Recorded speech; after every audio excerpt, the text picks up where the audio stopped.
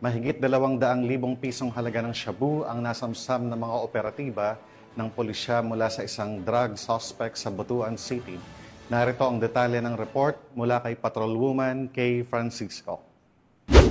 Sa patuloy ng kampanya kontra ilegal na droga, matagumpay na nagsagawa ng bypass operation ang Police Regional Office 13 na nagresulta sa pagkakaaresto ng isang hinihinalang tulak na droga at pagkakasamsam ng mahigit 271,000 pesos ang halaga na hinihinalang shabu sa Barangay Limaha, Butuan City nito lamang Huwebes, Hunyo 19.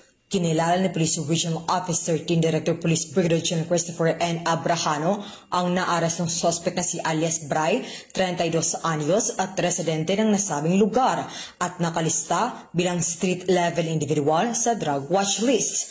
Naaresto ang suspect matapos makipagtransaksyon sa isang operatibang nagpanggap na buyer. Nasamsam mula sa operasyon ang 40 gramo na hinihinalang shabu, marked money at iba't ibang drug paraphernalia na isusumiti bilang ebidensya sa korte. Sinampahan na ng kasong paglabag sa Republic Act 9165 o Comprehensive Dangerous Drugs Act of 2002.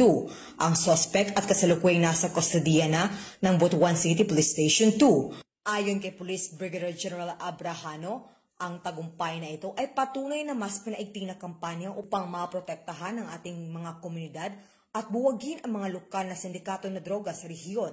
Patuloy nating palalakasin ang ating mga operasyon sa tulong ng mas pinahusay na intelligence at pakikipagtulungan sa mamamayan.